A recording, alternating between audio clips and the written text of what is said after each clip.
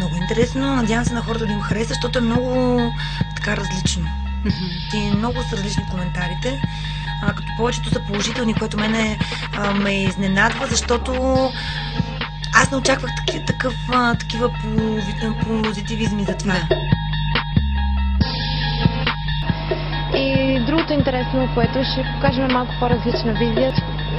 То провокацията винаги може да е в различен вид. Важно е дори когато се провокираш да е стилно.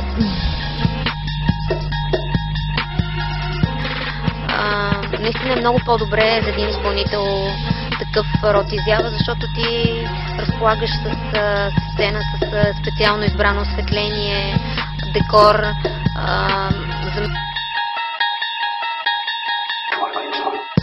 Така аз знаеш, ми замислям се и скоро даже се замислям и виждам, че смятайки без така да мисля,